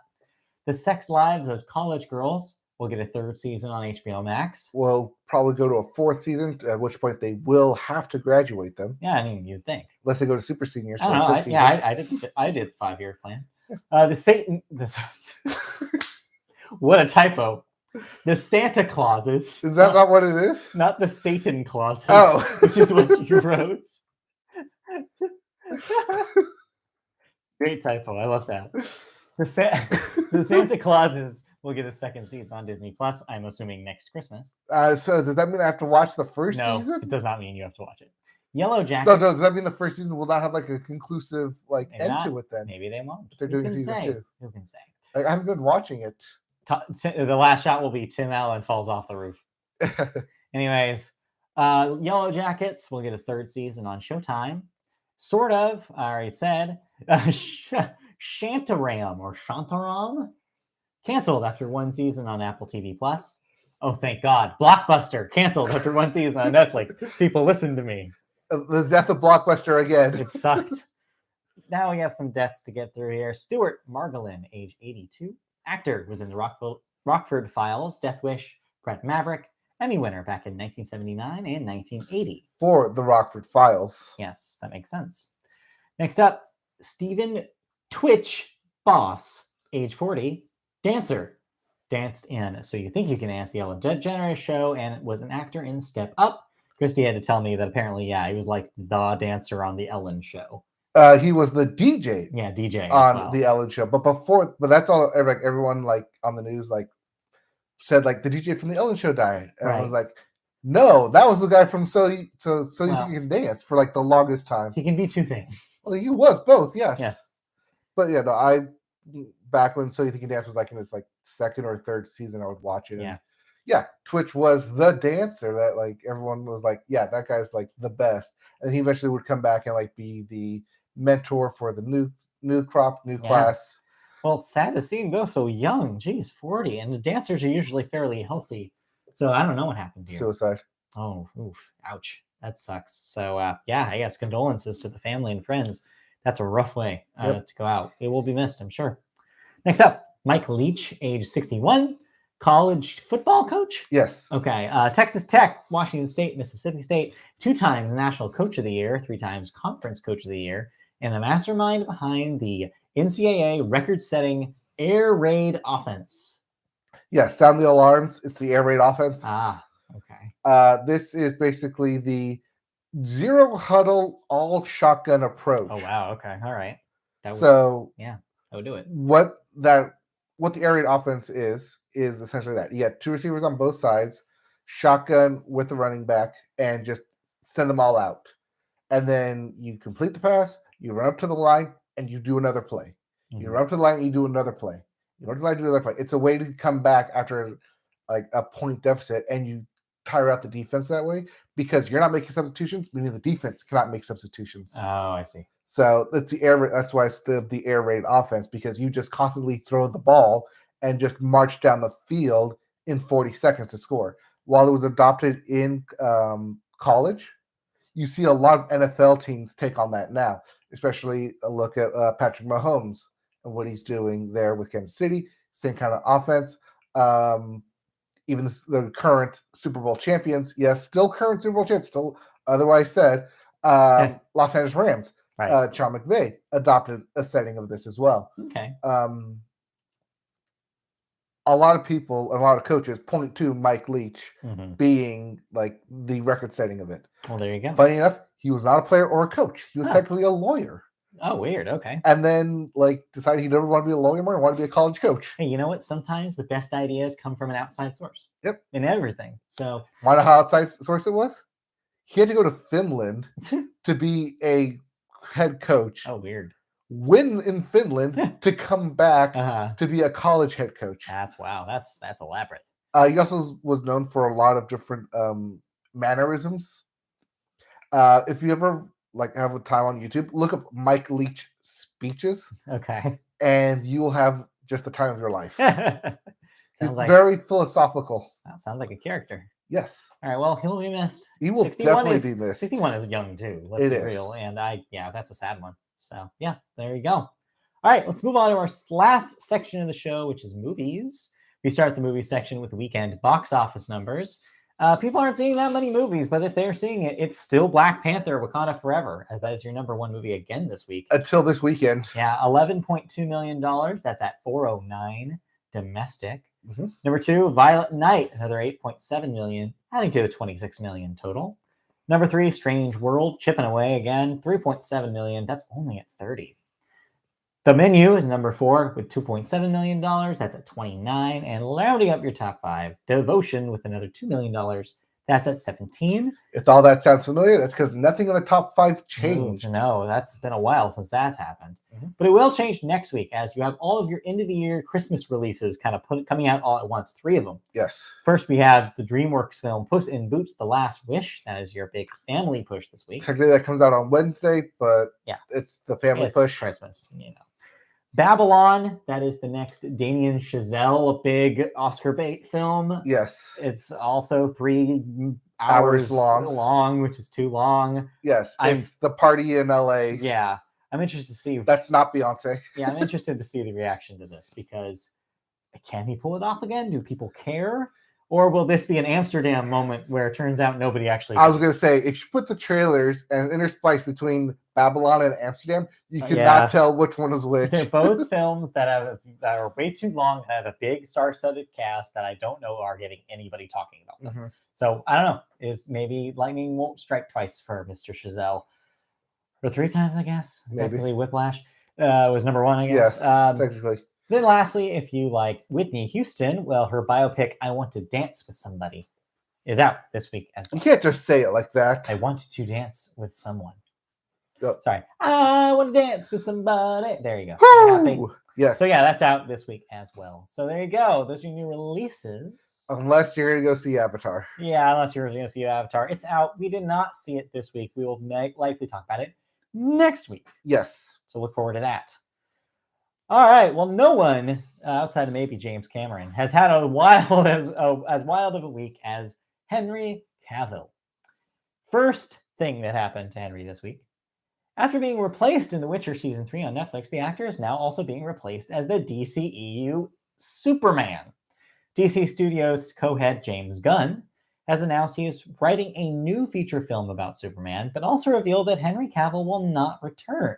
Quote, Peter and I have a DC slate ready to go, which we couldn't be more over the moon about. We'll be able to share some exciting information about our first projects at the beginning of the new year. That's what the director turned label chief tweeted Wednesday evening. Additionally, Variety sources said the new Gunn project will not replace the previously announced J.J. Abrams' Ta-Nehisi Coates Superman concept, which is still in active development. Mm-hmm. As for the actor, Amazon Studios has made it official, confirming that it has secured global rights to the Warhammer 40K game series from Games Workshop for Henry Cavill to star in and executive produce the franchise across all of Amazon Studios productions. The agreement encompasses rights to the universe across TV series, film, and likely games and animation. There's already a lot of Warhammer games coming out, so it'll be interesting to see Henry Cavill plastered all over them. This also coincides with something I told you off podcast, that apparently some stuff has leaked about like how he acts on sets. Yes. And apparently he's pretty insufferable, which shouldn't surprise you. He definitely seems like he could come off that way. What do you feel about James Gunn immediately being like, I don't really like Cavill Superman. Let's bring somebody else in. I don't think it's so much that he doesn't like Henry Cavill Superman. I think it's more that the Superman in the DCEU needs to be a blank slate, especially since Black Adam, which you can now watch on HBO MAX, has a post-credit scene which has Henry Cavill in the Superman suit, meeting with Dwayne Johnson's Black Adam. Speaking of which, did you see The Rock unfollow everyone? Yes. It looks like The Rock has unceremoniously cut ties with the DC stuff. But also, what also coincided with this, apparently there were a couple of there was a Henry Cavill and Gal Gadot cameo that was planned for the upcoming The Flash. Yes. That has also been cut. So those cameos will not appear in that version of the film, meaning that James Gunn is like, no, like we're starting over, which means that even this planned Flash movie is going to be our new continuity. We don't want it related to the old continuity. We're like blank slating. I don't know if they want it related to the old continuity. I think they just don't want to pay Henry Cavill anything. Or Gal Gadot. This also goes with that they canceled the upcoming third Wonder Woman film that will no longer be happening. So complete reset, which is smart. It's the way to do it. Remove all the bad word of mouth from all the movies that nobody liked, such as Black Adam, and just start over. I think it's the best possible thing James Gunn could do. And guys, Henry Cavill will be fine. I don't know why so many people have to feel like they had to stand up for him this week and be like, oh, the poor guy, he wanted to be Superman. He loves Superman so much. Dude, he's fine. He'll find other projects to work with, including this Warhammer 40K deal. Yeah. A lot of people like immediately said, like, now that he's out of Superman, can we get him as James Bond? You're like, but is he older? Doesn't want to go younger than that? No. You can't lock Henry Cavill for a 10-year deal as Bond. I don't think he'll do it. I don't think so either. No, this is fine. He'll be fine. Yeah. He'll be fine. Anyways. And so will DCEU maybe? Maybe. We'll see, actually. We'll see what James Gunn does with it. I'm sure they have a plan, but until next year, we won't know what said plan is. We'll see what the details are soon. But in the meantime, the National Film Registry also has a plan. They add every year 25 motion pictures that are at least 10 years old, register as culturally, historically, or aesthetically significant. And every 10 years, not every 10 years, and every year, we give you said list. Indeed. Well, Turner Classic Movies will host a television special on December 27th at 8 Eastern to screen a selection of motion pictures named to the registry this year. This year's selections date back 124 years, with 1898's Mardi Gras Carnival, and include entries as recent as Reedy's 2011 indie film, Pariah. Among 2022's choices, at least 15 films were directed or co-directed by filmmakers of color, women, or LGBTQ plus filmmakers. The 25 films include Mardi Gras Carnival, like I said, from 1898, Cab Calloway Home Movies from 1948 to 1951, Cyrano de Bergerac from 1950, Charade from 1963, Scorpio Rising, also from 1963, Behind Every Good Man from 1967, Titicut Follies, that one's hard to say, from 1967, Mingus from 1968, Manzanar from 1971, Betty Tells Her Story from 1972, Superfly from 1972. Not the 2020 reboot. No. Attica from Attica. 1974. Carrie from 1976. Yes, not That Carrie. Carrie. Union Maids from 1976. Word is Out, Stories of Our Lives from 1977. Bush Mama from 1979. The Ballad of Gregorio Cortez from 1982. Itam Hakim, Hoplet from 1984. Hairspray from 1988. Yes, not Hairspray. The Little Mermaid from 1989. Hey, Tongues finally. United from 1989. When Harry Met Sally from 1989. House Party from 1990.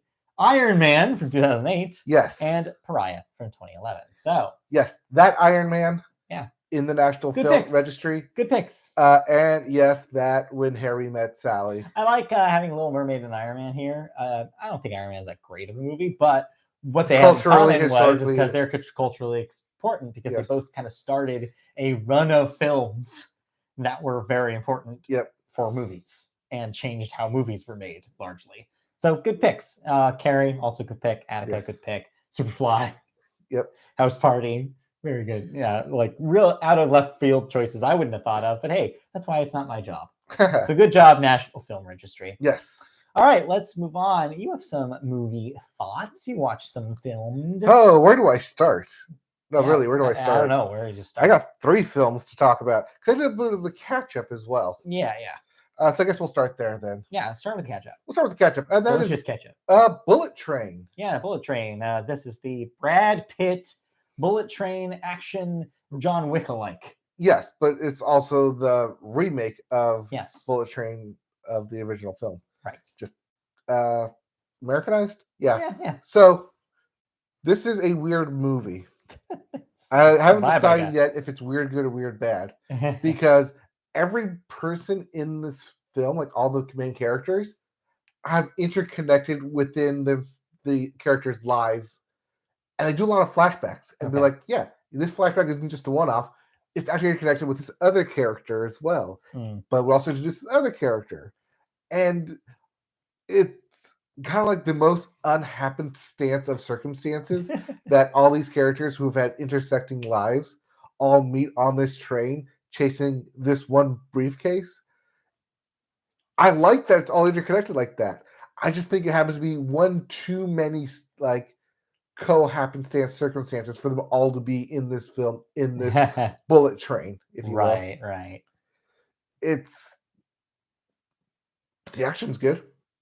I just know the story is like, yeah, you have maybe one too many coincidences here. Okay. But the action's good. A lot of the fight sequences. Brad Pitt does a good. Oh, I'm Brad Pitt. Why am I in this bad luck situation? But it's fine. A lot of the action's pretty good. Yeah. But it's just the roundabout way of making sure everyone is somehow connected to everyone else is where it's like, yeah, it really feels you're kind of trying to shoehorn a lot of that plot in here just to have additional backstory of why X person hates Y person. Yeah. Or why X person is chasing B character over here. But say I just watched the trailer and I'm like, man, I do want to watch Brad Pitt beat people up on a train. You get that? Oh, you definitely get that, yeah. Interspliced with, like I said, a lot of like quick cuts and flashbacks, and it does a lot in the first 30 minutes to try and give you as much backstory of your main characters as possible. But even then, by the end, it's like, oh, by the way, here's some more backstory as well for these other characters. Yeah. It's a lot for a movie.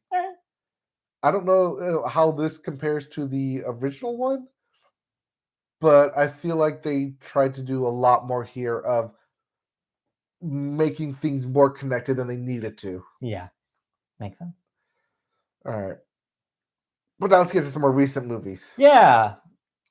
Let's go with an Oscar contender. Okay. Because the actors in this, yeah, Colin Farrell and Brendan Gleeson, recently won the actors for the Gotham Spirit Awards. Right. Which we didn't talk about here on the podcast. They happened. Also, Everything Ever All at Once won for Best Film. Right.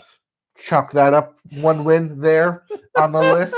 We'll get into it. We haven't recorded that wrap-up episode yet, but we'll get into it. We'll get into it. But Banshees of Inshirin actually won for Best Original Screenplay during that night as well.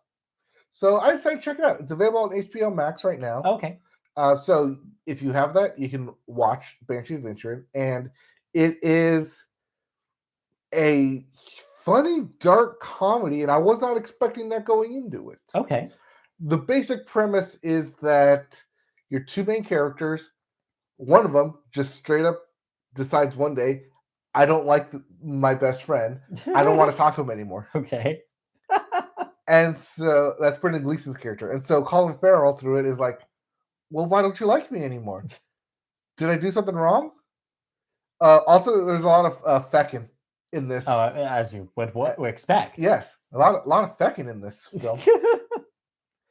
It's just Colin Farrell's character basically like trying to figure out why his best friend is no longer his best friend.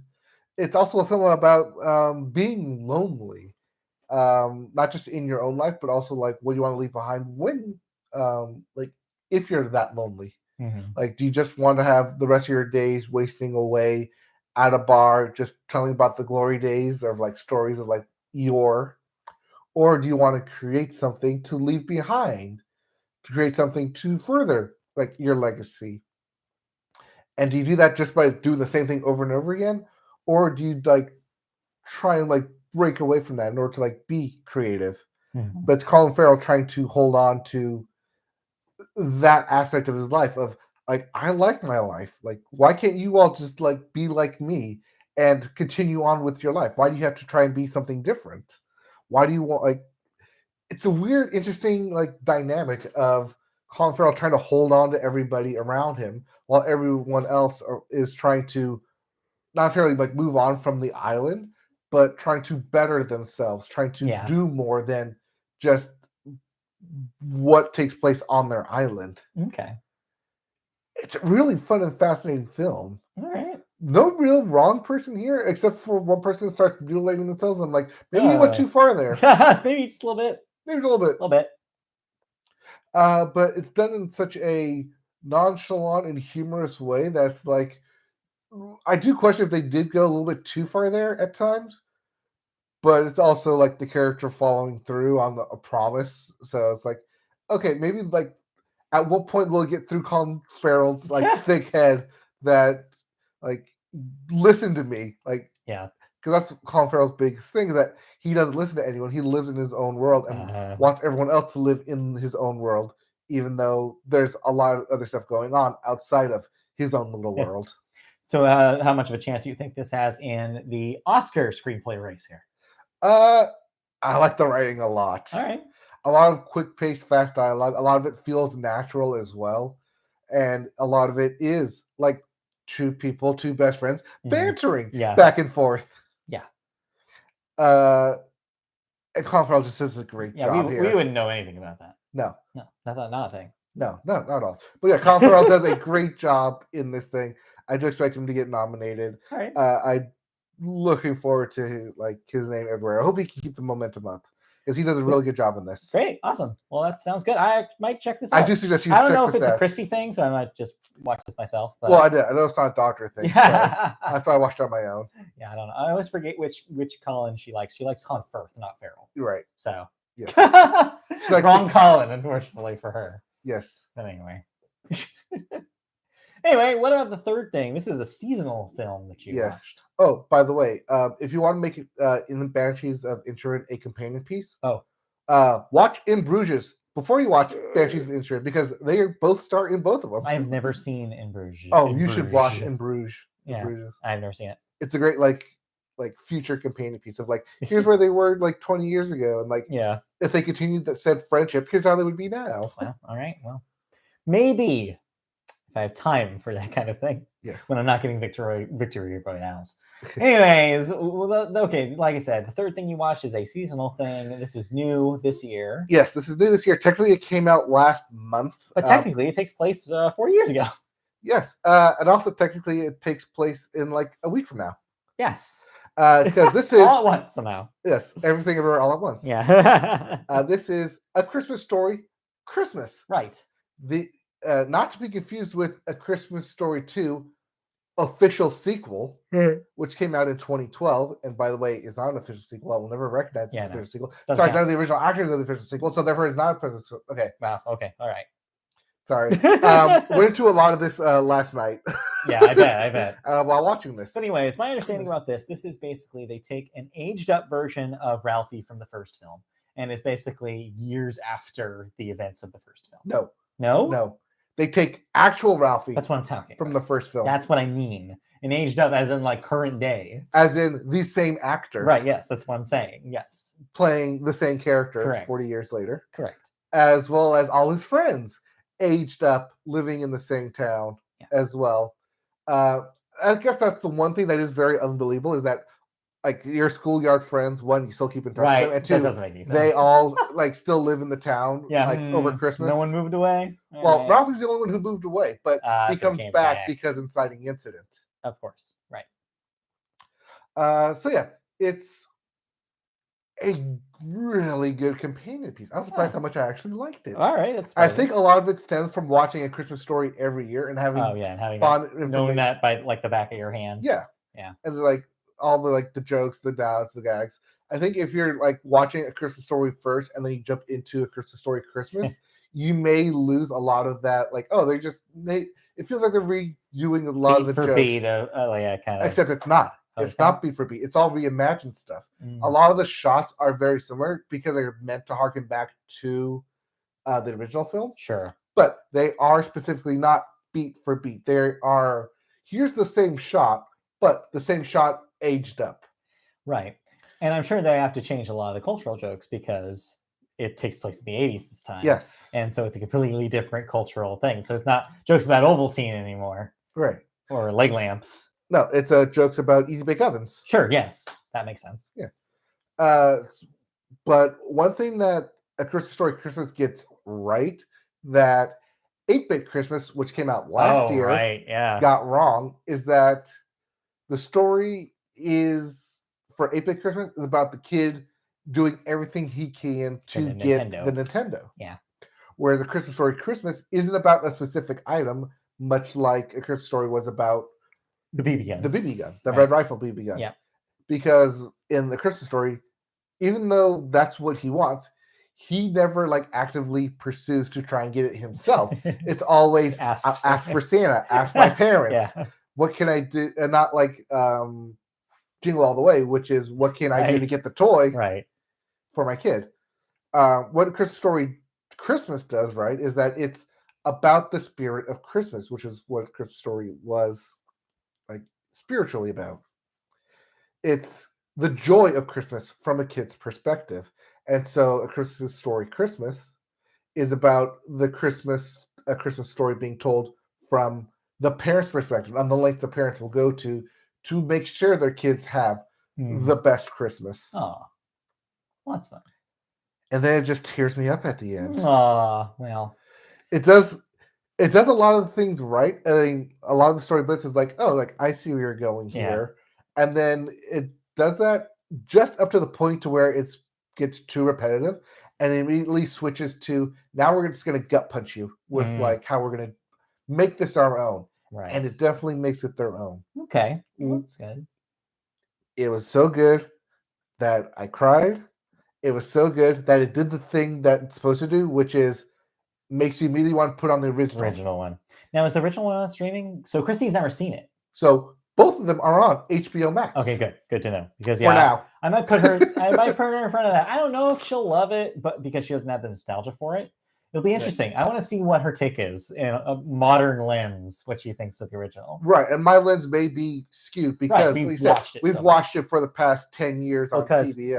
We're from the generation where TBS did that 24 hours marathon of Christmas Story every year, and you had to watch it at least once. Yeah, so watching A Christmas Story Christmas, right, it does harken back to all those fond memories of watching it. So like if you watch the first one, you don't like, it doesn't like grab you, maybe the second one's not going to grab you as good. It seems like it's crucial to have that attachment to it. Yes. But yeah, I'm glad it's successful though. I'm glad it does what it needed to do. It's very similar to like the Hocus Pocus 2. Right. Except Hocus Pocus 2 very much harkens beat for beat back to Hocus Pocus 1.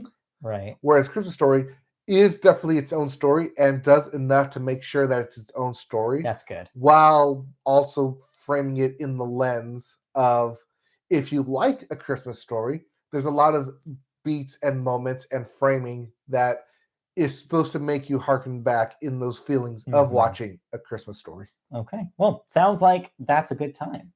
So that's good to know, because I was worried. I was like, is that going to work? Like, but yeah. Yes, no, there was a big worry of, Yeah. is this going to be just a cash grab? How are they going to do it with the characters aged That's up? the thing when you live in this reboot generation is, honestly, it's a coin flip every time one of these things comes out. I was like, is this going to work? Yeah. Flip a coin and find out. And so how it feels sometimes. But every time there's one that works, it's good to hear. All right. And A Christmas Story Christmas is one that definitely works. So HBO Max for that one. Yes. All right, cool. Anything else movie-wise before we wrap up? Yes. Yes? No. Sorry. Avatar, Way of Water. Next week. Will be next week. So wait. Currently have a plan to watch it. I have heard extremely mixed takes. For every time I'm like, somebody's like, oh, this was amazing. Definitely reason to go to theaters. You have to see it. I've also seen what the hell are they doing? This story is even worse this time. What is this thing? Right. I don't know who to believe. I don't know where I'm at. So this is definitely seems like this is going to be you have to experience it for yourself to make that make that decision. Yeah, so currently my debate is, do I just watch it in standard? Do I watch it in 3D? I think, or do I go to the IMAX 3D for like the best experience? My opinion is, if you're going to go to a theater to see it, just go all the way. That's my take. That's where I'm going with it. If you're going to, you might as well. That's the thing I did with the first Avatar, is like, if I'm going to see this, I'm going to see this all the way and then make my choice. I actually ended up seeing it twice, I believe. I saw it regular 3D and I saw it IMAX 3D just to see what it would be like. So yeah, if you're going to do it, I think you just got to do it, because when else are you going to do it again? Yeah, it's one of the things where I'm trying to get my doctor to watch the first one with me, which is on Disney Plus. Christy also has not seen Avatar 1. Yes. I don't know how she missed it, but I'm not going to sit her in front of that one. She wants to, just to like watch it and be like, okay, like, yeah, but I got to put it in the right frame, context of context, yeah. Like, this was 2009. Yeah. Like, Iron Man had just come out. Right, yeah. People were still hyped on like 3D. The Dark Knight. The Dark Knight. That too, yeah. I think Dark Knight Rises. Yeah. The Dark Knight. Okay. I don't know. I don't know how to feel about Avatar. That first movie was a cool experience to see in theaters. I liked it at the time. Every subsequent time I saw it, I liked it less and less. That's what I have to say about Avatar. So I don't know. We'll see. I mean, I was going to say they're like visually stunning. Yeah. Worth an experience. Roller coaster ride. But is there a story? Is there a story? Is the question, and that remains to be seen for the sequel as well. Yes. All right. But then again, as with the first one, did it have to have an original story? Yes, is my opinion. It did, and it failed to have one. All right. But we do not fail on giving you a 2-hour podcast. No, almost. Thank you for joining us this week on Media Boat Podcast. We'll be back very soon. As we mentioned earlier in the show, our year-end wrap-up series is in the works as we speak. We've already delivered 2 out of the 4 episodes planned for the month of December for you. So you've already heard our lists for our favorite music, our favorite albums of the year, as well as our biggest stories and music news of the year. And you've also heard the year in video games and our favorite video games of the year. This Wednesday, we will be giving you our episode on television, the favorite television shows of the year. And then we'll wrap it up next week with our movies episode, where we might talk about Avatar, but probably not. And then our last final end of the year wrap up on the 31st, where we will recap the year that was and give you a preview of the year to come. All of that, and also a regular episode of our show on Saturday morning. So look forward to that. You can watch our videos of our regular shows on YouTube. You go to your YouTube channel, Media Boat Podcast. If you search that, you'll find us. Like, subscribe, comment, click the bell for notifications when we go live. You can also find us on our traditional podcasts feed. That's where you can find the year-end wrap-up feeds. If you want to listen to those episodes, go to Apple Podcasts, Google Play, Amazon, anywhere you listen to podcasts, Spotify, iHeartRadio, anywhere. Search Media Boat Podcast and you'll find us there. You can also email us if you have questions, comments, any feedback you want to give us. MediaBoatPodcast@gmail.com is the location for that. And on social media, we're on Media Boat Cast on Twitter, Media Boat Podcast on Facebook. If you search that, find our page, and elsewhere, I'm sure. So that will do it. Thank you for joining us for this chilly, chilly winter episode, and we'll be back for a Christmas episode next week. Christmas Eve. Christmas Get ready Eve. for it. We might wear ugly sweaters Eh, if probably you want to watch us on the live. We're gonna burn those tonight. Not physically, but you know what I mean. I know. Spiritually. Anyways, thank you for joining us. We'll be back next time. See ya. Yep, we'll be back for more news, more episodes, more thoughts, All right. Avatar, and more of us. Yeah. Bye. All right, bye. All right, get out of here. Bye. Bye. Yaj.